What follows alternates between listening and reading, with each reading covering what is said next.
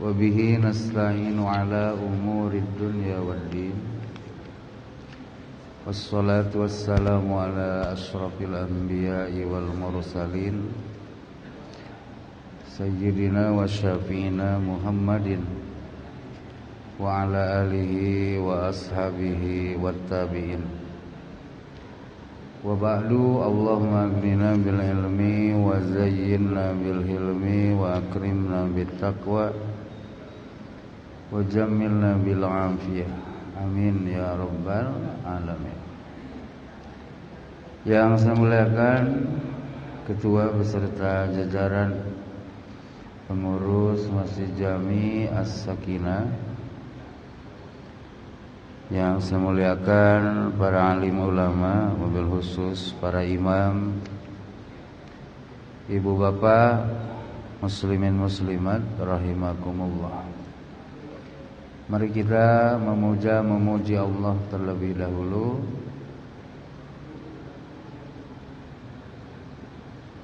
dengan bersama-sama mengucap alhamdulillahirabbil alamin, sebagai bentuk pernyataan dari lisan kita yang didorong oleh pengakuan hati bahwa kita berada di tempat yang mulia dengan aktivitas mulia ini adalah karena kemampuan yang diberikan oleh Allah. Tidak karena upaya, tidak karena kekuatan diri kita. Pengakuan ini penting sebelum kita masuk ke dalam ilmu ini, agar kalau nanti Allah nganugerahin ilmu, kita sadar ilmu itu sampai ke otak, ke hati kita, pemberinya itu Allah. Nah, itu kayak pernyataan malaikat kan, subhanak la ilma lana illa ma 'allamtana. Maha suci Engkau ya Allah, kami tak punya pengetahuan kecuali apa yang Engkau ajarkan. Jadi muallim sesungguhnya itu siapa? Allah, ya. Pengajar sesungguhnya itu Allah. Oleh karena itu jangan merasa kita yang mendapat, tapi kita nih diberi, ya, diberi. Agar tak sombong, Pak. Wong diberi sombong, kan lucu. Betul lah. Kayak pengemis kaya tapi diberi orang, kan lucu kan. Nah, kita kan diberi, ya, diberi. Itulah puji itu begitu. Ada pertanyaan kawan saya di FB, Kang katanya, kita nih sering muji Allah, tapi kalau orang dapat nikmat kita kadang tak senang juga. Di mana letak salah kita? Nah, itu tadi bisa jadi pujian yang keluar dari lisan kita nih tadi hayati, gitu kan? Tadi dasari pengakuan. Padahal ucapan ini kan hanya ekspresi saja, Pak. Kalau pendorongnya itu bukan yang ini. Nah, pendorongnya itu dari sini. Betul lah. Nengok air bening kan, dingin. Nah, ekspresinya itu seger nah, kan gitu. Padahal yang memulai mencerna itu kan ini. Betul lah. Nah, pujian tuh gitu. Pujian tuh muncul dari pengakuan hati bahwa orang dikayakan oleh Allah, orang dipintarkan oleh Allah, dia dapat anugerah diberi oleh Allah.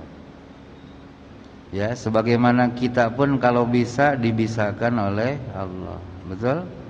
Nah, ketika orang dapat nikmat itu kita tak melihat objek penerima nikmat. Tapi hati kita nih melihat sang pemberi nikmat. Karena nikmat itu milik dia, ya alumayasa lah. Siapa yang dia kehendaki itulah yang jadi penerima. Paham Pak ya? Nah, jadi takkan muncul iri hati, betul, nyemeh orang. Karena semuanya senantiasa melihat Allah yang berper. Ah gitulah pujian. Makanya jangan bosan diulang-ulang, ya. Memuji Allah itu jangan bosan diulang. Tadi kalau Ustaz Wawan tak baca alhamdulillah, kita ulang lagi sholat itu, betul lah. Karena dia tak memuji Allah. Misalnya Ustaz Wawan langsung aja qul huwallahu ahad 7 kali, ya. Ulang balik kita sholat, betul lah. Kenapa dia tak memuji Allah? Meskipun bacaannya mantap. Itu Pak, Fatihah. Muji, ya. Dah. Selanjutnya mari bersolawat bersalam untuk Rasulullah Sallallahu Alaihi Wasallam. Nah, Nabi Muhammad ini dipilih oleh Allah Pak, untuk menjadi utusan, ya. Jadi jangan iri Bapak, kenapa tak saya gitu kan, yang jadi rasul. Ah itu hak sendiri ya, memilih siapa rasul. Nah itu yang punya hak itu Tuhan. Jadi kita tinggal nerima aja. Jangan kayak Yahudi. Yahudi itu bukan tak ngerti, betul Nabi Muhammad sebagai rasul. Tapi dia punya pikir salah Allah nih, gitu kan? Ngapa nunjuk rasul itu dari Bani Ismail gitu. Jadi Tuhan tuh nah diatur-atur. Nah gitu Bapak juga, kita semua jangan salah Allah nih ngangkat pemimpin si anu. Wah keliru tuh Pak. Betul. Kalau sudah jadi sudahlah terima. Jangan nyalahin Allah. Keliru Allah nih katanya buat keputusan. Nauzubillahi min, ya. Nah Nabi Muhammad ini dipilih, ya. Karena beliau dipilih Allah, maka kita wajib mencintai Nabi Muhammad, melebihi kita mencintai diri sendiri. Tak sempurna iman kita kalau Rasul kita cintai di bawah kita mencintai diri, ya. Rasul itu harus dicintai oleh kita di atas segala hal, ya. Oleh karenanya maka Allah dan Rasul menyebutkan mencintai aku sama dengan mencintai Allah, mentaati aku sama dengan mentaati Allah. Ya baca dulu salawatnya. Allahumma salli wa sallim ala sayyidina Muhammadin wa ala alihi. Nah pertanyaan Ustaz kemarin apa? Saya nak jawab. Ngambil lauk banyak. Pinter dia seingat. Biasanya kalau seminggu tuh lupa kan. Berarti pertanyaannya dari hati tuh kemarin. Jadi ngambil lauk banyak. Nah lanjut dulu, ini judulnya.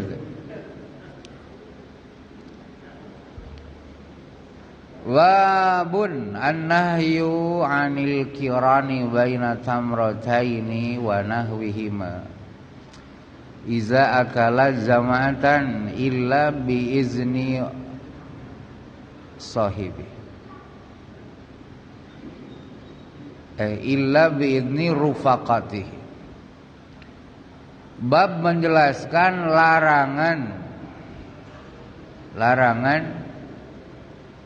ngebarengin apa yang ngebarengin? Yang ngebarengin aja dulu. Antara dua kurma atau yang semisalnya. Apabila dia makannya berjamaah. Berjamaah itu artinya ada orang selain dirinya kan? Mau 2 orang, mau lebih. Kecuali seizin teman-temannya. Itu Ustaz. Jadi dilarang Ustaz. Kalau makanan tuh biasa dimakan satu-satu, masuk ke mulut tuh satu-satu. Kayak kurma kan, betul lah. Kayak kurma kan satu lap gitu kan. Jarang orang makan kurma di gini. Itu masuk sekali masuk 5 kan, satu-satu. Nah kalau makanan tuh masuk ke mulut tuh satu-satu, nah, ada larangan mendempetkan 2 kurma atau lebih langsung dimakan. Mana ya? Tak ada contoh lagi. Biar Bapak tergambar. Ah ini kurma kan? Ah ini kurma. Jadi lek. Oh, ini satu diginiin. Gitu. Nah, ini kiron namanya. Ya. Biasanya kurma satu-satu. Ini makan jamaah dia langsung sekali makan 2. Bahkan karena mulutnya besar sekali makan 5 didempet. Ah gitu. Padahal dia makan berjamaah. Ya kalau makan seorang terserah lah. Betul lah. Sampai segitunya diatur makan. Betul lah. Maka harus yakin lah agama ini bener. Betul lah. Tak usah sanksi lagi. Makan aja sampai kena atur. Udah berapa nih aturan sampai hari ini kan? Apabila makan bersama-sama orang dalam satu nampan ya, dalam satu nampan. Artinya semua orang yang ngumpul di situ kan punya akses yang sama terhadap makanan yang dalam wadah. Jangan yang satu kenyang, yang satu tak kebagian. Nah, etikanya maka dilarang. Kalau makan berjamaah, kamu makan ngedempetin itu makanan 2, 3 atau lebih, kecuali seizin kawan makan kita. Kawan lapar, aku ngambil 3 ya sekaligus, hantam aja gitu dia. Baru. Tapi kalau kata kawan tuh pelan lah, wah, ya aku kan nak juga kata dia. Nah itu maka harus satu-satu ngambilnya. Ini kan kadang kejadian tuh kalau kita Jumatan makan tuh, coba tengok. Kalau kue luti gendangnya tuh, wah ini mantap katanya. Betul lah. Itu orang ngambil 1 dia mah 2, betul lah. Nah gitu kan gitu. Jadi jangan berpikir perut sendiri gitulah maksudnya kan. Jangan berpikir perut sendiri, juga pikirkan perut orang. Gitulah mananya ya. Jangan hanya mikir perut sendiri, pikirkan juga perut orang. Makanya kalau sudah dapat 1 kantong, meskipun ada kesempatan untuk mendapat kantong kedua, BLT itu sudahlah. Orang kan juga penting dan perlu makan. Betul lah. Hadis pertama dari Jabalah bin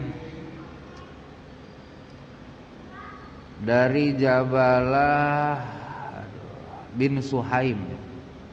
Kata beliau, asobana amusanah ma ibni Zubair faruzikna tamran. Kami waktu itu berada di Makkah lah gitu ya, tertimpa kemarau panjang bersama Abdullah bin Jubair. Abdullah bin Jubair ini gubernur Makkah ya, gubernur Makkah. Kemudian kami mendapatkan rezeki berupa kurma. Maka terbukti Abdullah bin Umar radhiyallahu anhuma yamurru bina wa nahnu na'kul. Saat kami sedang makan, berarti kami itu berjamaah makannya ya. Lewatlah Abdullah bin Umar radhiyallahu anhuma, sahabat Rasul. Ini Rasul dah tak ada nih. Ya, Rasulullah ini dah tak ada. Fayaqul, kemudian Abdullah bin Umar berkata, la tuqarinu. La tuqarinu. Kamu semua janganlah makan didempetkan gitu. Ya, la tuqarinu. Gambarnya kayak tadi, ya. Fa innan nabiyya sallallahu alaihi wasallam naha 'anil kiran. Karena Rasul sallallahu alaihi wasallam melarang dari makan secara kiran. Secara kiran itu tadi didempet.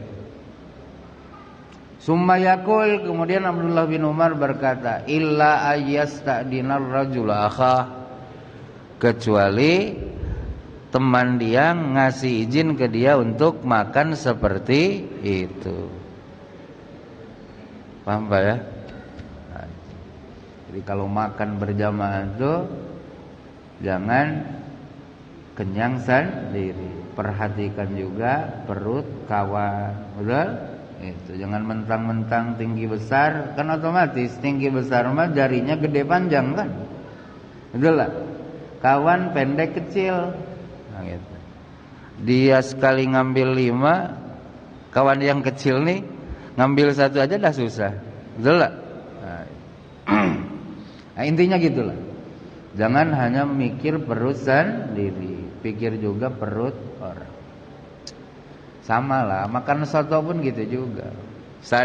Gitu ya, makan soto. Jangan mentang-mentang yang pertama hantam aja sepulnya.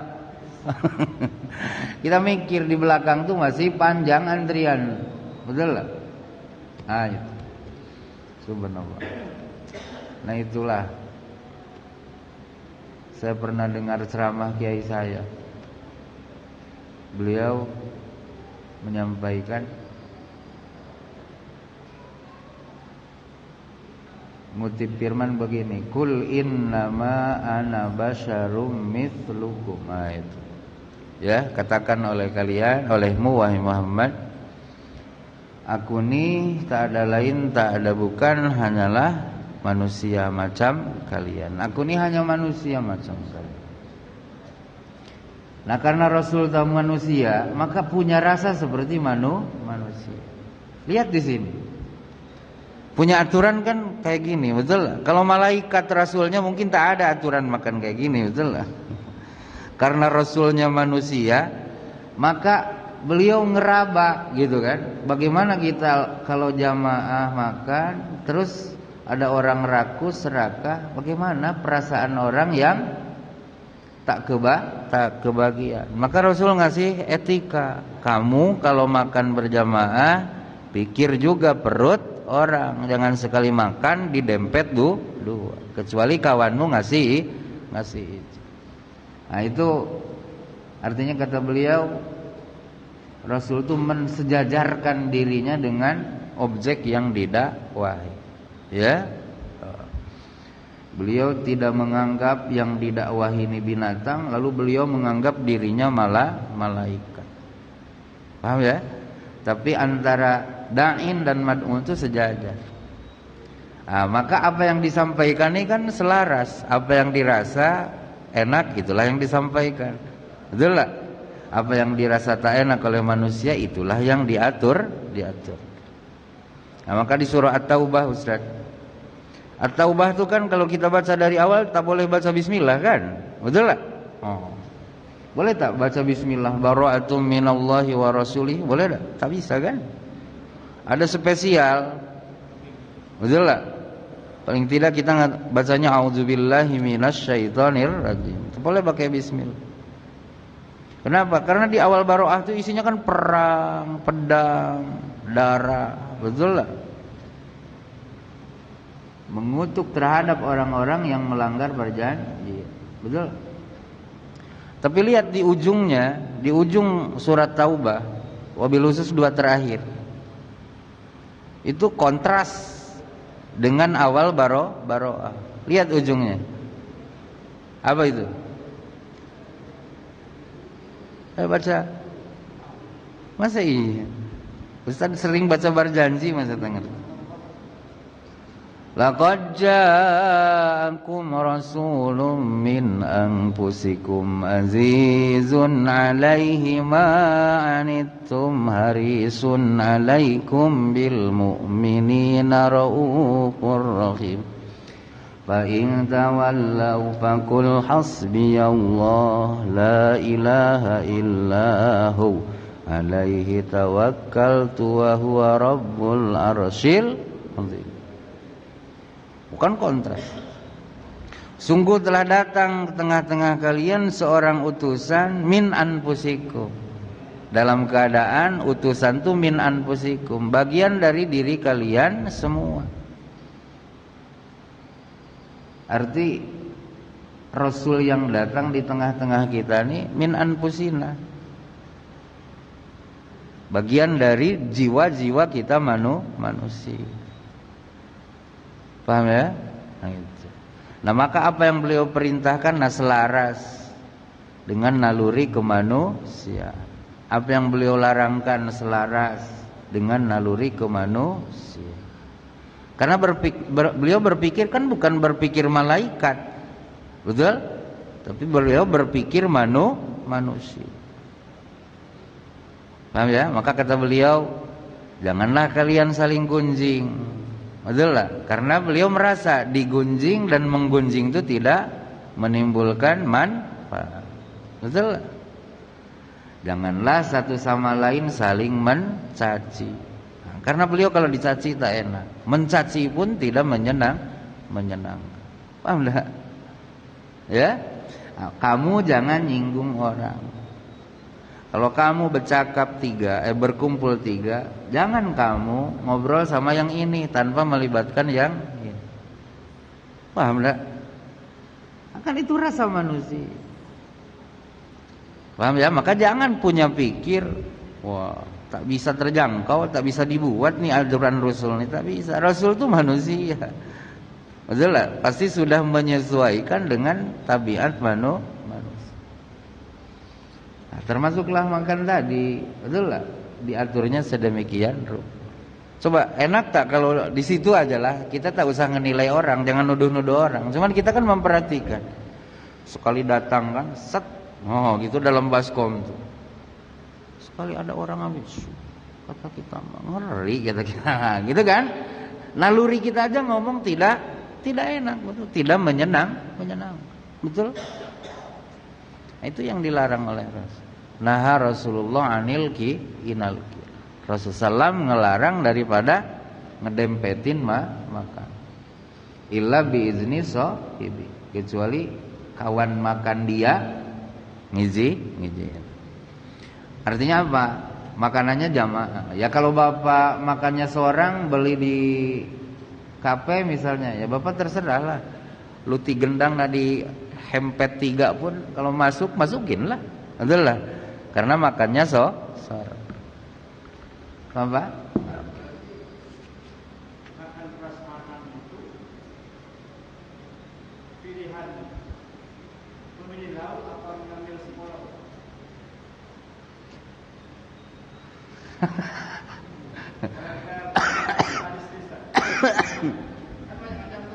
Betul.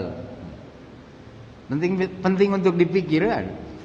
Prasmanan ini dalam pengertian prasmanan yang gratis ya, bukan prasmanan yang bayar. Kan ada juga rumah makan prasmanan bayar juga, kayak yang dikawal gesek ya, kan prasmanan tapi bayar. Kalau di rumah makan, kalau di tempat nikahan prasmanan itu kan gratis. Iyalah. Kalau hemat saya istafti kolbak. Itulah. Tanya hati kita. Habis tak makanan tuh kalau semua wadah kita ambil. Itulah. Coba. Ada ayam. Ayam tuh 2 macam. Ada ayam kecap, ada ayam gulai. Lepas ini ada udang. Habis itu ada tempe sama telur puyuh, ada sambal, ada kerupuk. Tanyalah, habis tak kalau kita ambil semua? Kalau kira-kira hati cakap takkan habis sama awak tuh. Ambil yang menurut kita kira-kira bisa barokah saja. Jadi jangan mentang-mentang masukin duit 20.000, ini kesempatan untuk mencicip semua, dihantamnya semua. Coba lepas itu di bawah tempat duduk kita habis tak? Tidak. Yakin saya tidak.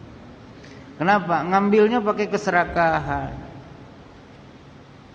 Jelas. Nah, kecuali tukang makan ya. Kalau tukang makan ambillah semua kan. Kalau kita kan tak gitulah, tak gitu kali. Betul lah. Biasa makan di rumah kan paling ikannya 3 paling banyak kan. Tak sampai banyak semacam dalam hidangan itu. Gitu ya. Kemudian upayakan seperti petunjuk hadis ini. Di belakang kita masih ada orang kok nak makan. Jadi jangan ngambil 2, ya 1 aja. Ambil satu. Ingat di belakang pun punya perut. Bukan hanya kita yang punya perut. Belakang kita pun orang punya perut. Kemudian yang ketiga berpikir bagaimana kalau tuan rumah nih nyediainnya, ngitungnya pas-pasan. 1000 orang yang diundang berarti 1000 potong ayam. Betul? 1000 orang yang diundang berarti 1000 perkedel. Tahu perkedel kan? Jangan mentang-mentang wah ini ada yang paling ya saya lah entah kalau orang kalau nengok ini tadi ikan yang gede itu yang pakai saus apa namanya? Yang panjang tuh. Wah ini kesempatan kan kita jarang-jarang ketemu itu lah hantam gitu kan tanpa mikir perut orang lain. Orang yang belakang kita pun dah nginter juga tuh. Aduh katanya habis. Betul lah. Nah, itu serakahnya gitu. Ini macam main kan? Tapi Rasul ngatur loh. Jadi gunjingan nanti. Sempat kita nih ngambil misalnya ikan tuh harusnya sebelah tuh yang dikasih saus tuh cukup untuk 5 orang. Gara-gara bapak itu lewat habis setengahnya sama dia. Sampai rumah kita cakap dengan istri. Memang bapak itu. Wah betul lah. Kan jadi timbul keburu. Paham Mbak ya? Nah, maka tadi Rasul di riwayat siapa? Bukhari Muslim menyampaikan Rasul ngelarang makan kayak gitu. Ini di riwayat Bukhari dan Muslim ya. Ya, oke. Dah lanjut. Judul lagi. Paham Ustaz ya? Terjawab lah ya? Oke. Mana lagi? Babu ma yakuluhu wa yaf'aluhu man yakulu wa la yashba'u. Bab menjelaskan apa yang diucapkan dan apa yang dilakukan oleh orang yang makan yang tak kenyang-kenyang. Oh gitu. Jadi dia makan tapi tak kenyang-kenyang. Ada tak saat kayak gitu? Baru aja makan 2 jam kemudian lapar balik. Betul tak? Sampai hari itu dihitung sampai malam nak 7 kali makan. Ada momen kayak gitu kan? Itu ternyata bukan lagi lahap Pak. Ya, ternyata punya masalah. Ya. Nah masalahnya di sini. Di riwayat siapa ini? Di riwayat Abu Dawud. Sahabat yang meriwayatkannya Wahsy bin Harb radhiyallahu taala anhu. Pernah dengar nama Wahsy? Wahsy ini sahabat yang tak langsung iman. Wahsy ini pernah kafir dulu. Dan kekafirannya ini sampai tergores dalam tinta sejarah perjalanan Rasulullah. Dia membunuh paman Rasul. Siapa pamannya? Hamzah bin Abdul Muttalib. Di perang apa? Di perang Uhud itu ya, di perang Uhud. Maka katanya setelah iman beliau, Wahsy Rasul ini senantiasa nengok Wahsy ini, nengok kekejaman dia terhadap Sayyidina Hamzah. Tapi Rasul menerima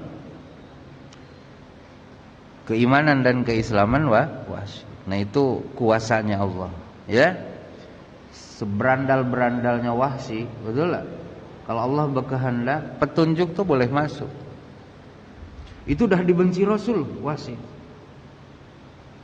Geram betul Rasulullah ketika pamannya itu dikabarkan meninggal.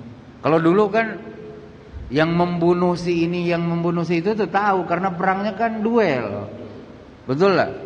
Face to face. Kalau sekarang belum tentu tahu kan siapa yang membunuh dia. Kenapa? Jarak jauh. Tapi Allah ini kan kuasa memberi petunjuk ke hati orang yang dikehendaki. Nah, pelajaran sejarah ini harus juga kita tanamkan sekarang.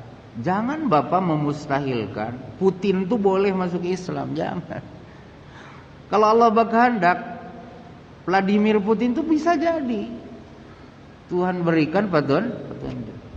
Emang Allah tuh Tuhan kita doang? Hah? Tuhan alam semesta Pak Allah. Yahudi yang di Palestina yang sekarang kejam dengan siapa? Orang-orang di Palestina itu. Kira-kira yang ngatur hidup mereka siapa? Yang ngasih mereka makan siapa? Hah? Kalau Allah kuasa ngasih makan mereka, kuasa tak Allah kira-kira ngasih petunjuk ke mereka? Kuasa. Jangan Bapak ngerasa bahwa Allah tuh sayang kita doang, kata Bapak. Allah tak kuasa ngasih iman kepada orang Yahudi. Siapa bilang? Betul lah. Maka oleh karena itu cobalah doakan orang-orang yang hari ini masih belum beriman tuh kita doakan. Betul? Dari lubuk hati terdalam. Betul? Kita yang tinggal di sini jauh kan dari pusat Islam di Makkah, di Madinah. Boleh kok syahadat. Kenapa? Karena Tuhan ngasih. Betul? Abu Lahab, Abu Jahal lihat Nabi langsung dari kecil toh lihat. Karena tak dikasih hidayah, tak bisa ngucap sampai mati. Paham Pak ya? Nah, maka pandanglah alam ini tembus kepada Sang Pencipta. Itulah. Sehingga kita bukan hanya memandang kekafirannya saja, kita pun ada iba sebagai sesama manusia. Mintalah petunjuk kepada Allah. Nah, maka dalam doa kunut kita berucap, Allahumma hdina fiman hadaita. Ya Allah, beri kami petunjuk. Fiman hadaita, dalam keadaan kami hidup di lingkungan orang-orang yang juga mendapat petunjuk. Paham Pak ya? Nah, itu. Jadi kita harus memandang kuasa Allah itu menembus segala. Paham Pak ya? Panjatkanlah doa. Jangan nengok jahatnya aja. Itulah, ingat Allah kuasa nih buat dia beri. Kuasa tak kira-kira si Putin ini jadi kasihan nengok orang Ukraina? Kuasa saja. Betul lah. Akhirnya dia menghentikan perang. Nah, maka kita subhanallah wa bihamdi, maha suci Allah dari ketidakmampuan. Paham ya? Langsung wa bihamdihi, memujinya dengan segala kesempurnaan.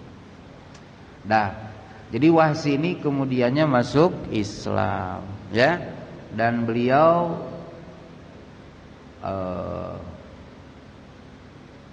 diberi apa ya? Diberi anugerah juga oleh Allah ketika dia kafir membunuh manusia paling terhormat yaitu Sayyidina Hamzah, dan ketika dia sudah berislam dia membunuh dengan tangannya manusia paling bejat di zaman siapa?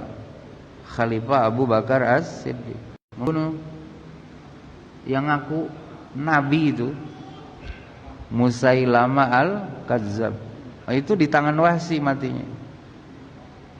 Dari situ dia bersyukur kepada Allah, ya Allah, dulu saya sangat menyesal dalam masa kafir saya membunuh kekasihnya Nabi. Itu sangat sayang Rasul dengan Sayyidina Hamzah, sangat hormat. Ya. Dan sekarang kau anugerahkan saya mati manusia yang ngaku Nabi di tangan saya. Paham Pak? Nah, sejarah itu coba tarik ke masa kita. Ya, oleh karena itu ketika kita melihat orang sedang bermaksiat, betul, terjerumus dalam sesat, jangan hanya itu saja. Sisi yang kita lihat itu juga harus balance. Allah mampu untuk membuat dia bertobat. Coba panjatkan ke langit dari hati ini, ya Allah, hidayahkan kepadanya kebaikan dan kebenaran. Itu kan enak memandang manusia itu, betul lah. Kalau nengok jahatnya aja geram Pak, stres kita. Kata beliau, anna ashabar Rasulillah sallallahu alaihi wasallam qalu, bahwasannya sahabat-sahabat Rasul sallallahu alaihi wasallam berkata, ya Rasulullah, inna na'kulu wa la nashba'u. Rasul, kami dah makan tapi tak kenyang-kenyang. Kami ini dah makan Rasul tapi tak kenyang-kenyang. Kalau kita kalau makan tak kenyang tuh, wah lahap kali kata kita, betul lah. Tak ada nyuriga kan. Ini kalau sahabat ini curhat, ngapa ya makan ini tak kenyang terus gitu. Kalau kita alhamdulillah berarti sehat perut kata kita. Beda kalau makan baru satu suap langsung kenyang kan. Aduh, ada apa? Langsung ke dokter. Dok, saya nih katanya makan baru sesuap dua suap langsung kenyang. Ini enggak. Yang dikonsultasikan ke Rasulullah itu dah makan cukup tapi tak. Maka baginda Rasul menjawab, fala'allakum tabtarikun. Kata Rasulullah, nampaknya kalian nih makannya pisah-pisah ya, tak jamaah. Kata para sahabat, na'am Rasulullah, iya betul Rasul, kami ini makan seorang-seorang. Kata baginda Rasul, fajtami'u ala ta'amikum. Cobalah kalian makannya bareng-bareng. Cobalah kalian makannya bareng-bareng. Ijtami'u itu ngumpul kalian ala ta'amikum, atas makanan kalian. Kalau kita makan tuh bareng ya, tapi di meja makan tak satu piring, betul? Ada contoh yang lebih hebat dari itu. Jemaah tabligh. Coba lihat jemaah tabligh. Kalau makan tuh satu nampan 4 orang. Betul lah. Mau dia mantan pejabat, mantan kapolres, kalau dah jadi jamaah tabligh tuh mau Pak makan di nampan. Salut gitu. Wih, luar biasa. Betul lah. Kita kadang satu piring dengan istri aja. Betul lah. Berani tak Bapak pakai sendok bekas istri? Kadang ada apa yang dibasuh dulu tuh. Istri pun sama. Makan sendok bekas suaminya dibasuh dulu. Betul lah. Coba di nampan, Ustaz kan jamaah tuh. Kawan kita dah naruh tangan di sini, ngangkat kan, kita berani tak ngambil dari dekat dia kan? Kalau tak biasa Pak, jijik. Betul lah. Tapi inilah yang merekatkan hati. Saya hari apa ya, nengok di MNC News pagi jam 7 itu kan ada siaran kesehatan. Jadi ternyata Pak, air liur nih dalam penelitian dokter, ini ada enzim yang tak tergantikan di air liur gitu.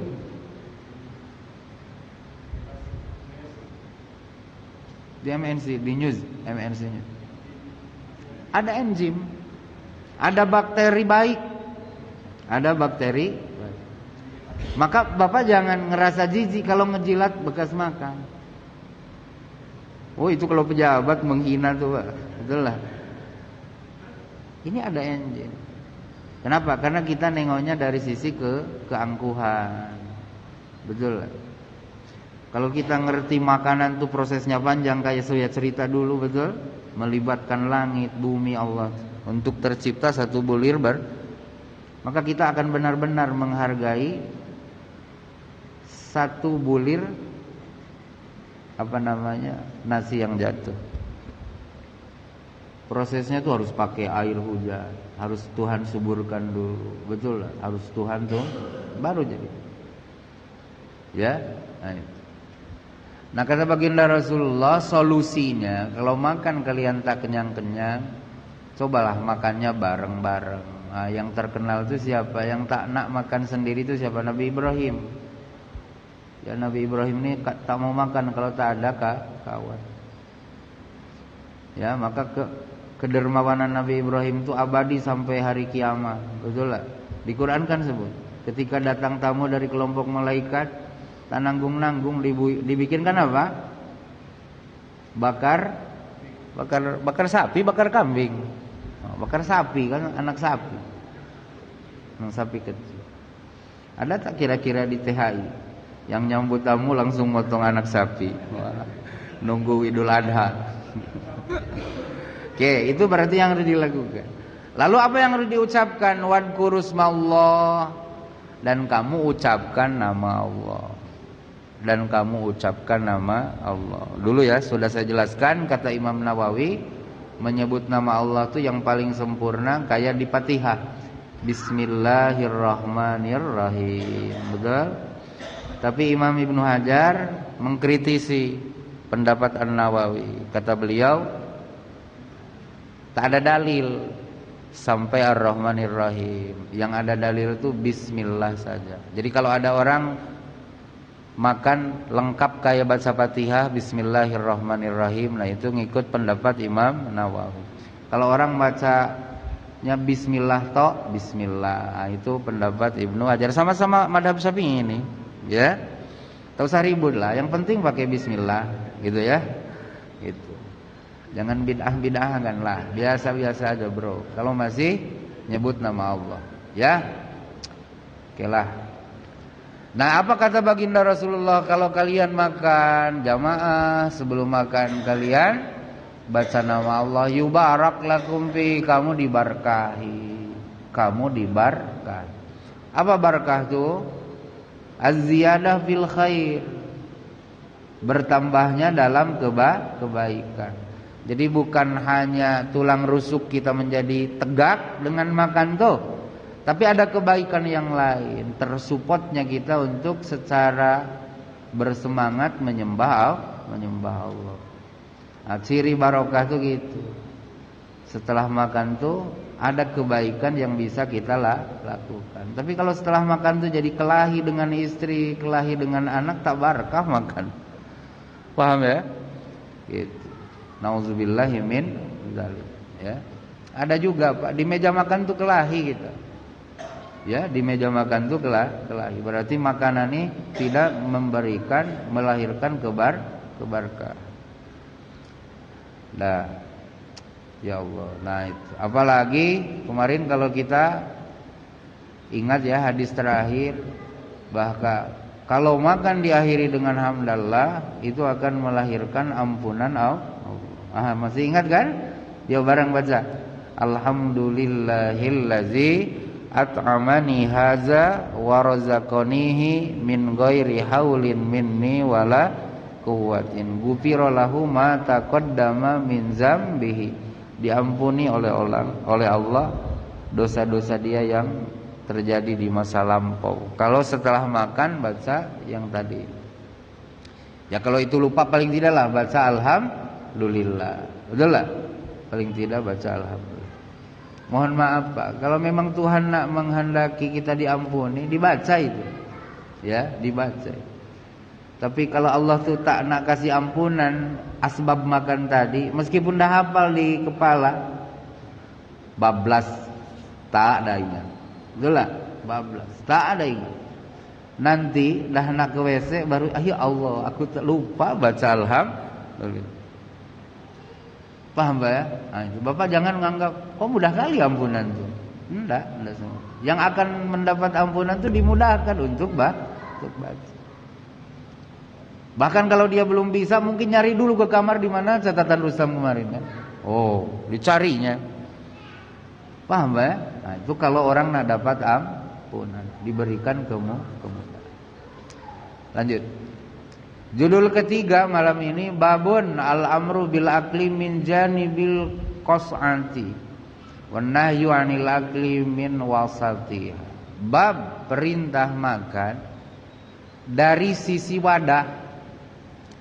Dari sisi wadah, dari sisi nampan, dari sisi piring. Dan larangan makan dari tengah-tengah piring, dari tengah-tengah nampan. Belum ini kan?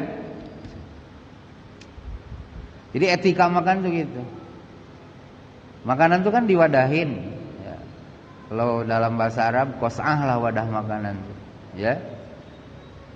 Tapi nanti ada di hadis tuh nampan Rasul tuh katanya diangkatnya tuh oleh 4 orang. Jadi terbayang oleh kita, segede apa nampan tuh? Harus 4 lelaki yang ngangkatnya. Kan gede berarti kan? Sama dengan tampir yang untuk jemur kerupuk itu kan, kerupuk rangginang. Nah disitulah kan ditaruh makanan kan. Nah perintahnya, etikanya makan tuh dimulai dari pinggir-pinggirnya piring. Ini bayangin piring kan, piring. Mulai makannya dari sini. Dan larangan makan langsung dari tengahnya. Kalau di rumah makan Padang gimana gitu? Digini dulu kan? Begini. Karena kuahnya di situ kan, begini dulu. Ya kita cerita yang kita buat lah, jangan cerita apa yang orang buat. Betul kan? Betul lah. Upayakan sudah dikacau tuh, jangan makan dari tengah langsung. Setelah ingat ini hadir kan, kita mulai dari samping. Kenapa? Kata Rasulullah, barokah tuh ditaruh oleh Allah di tengah-tengah wadah. Jadi mengepung barokah dulu. Wah, nanti terakhir barokah. Oke? Habislah baru judul dulu Ustaz ya. Jadi terjawab ya Ustaz ya pertanyaannya. Nah, ngambil satu. Udah lah ya.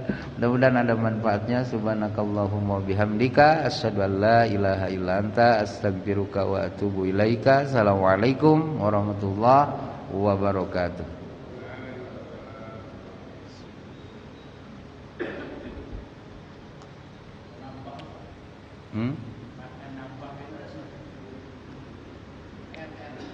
Makan nambah.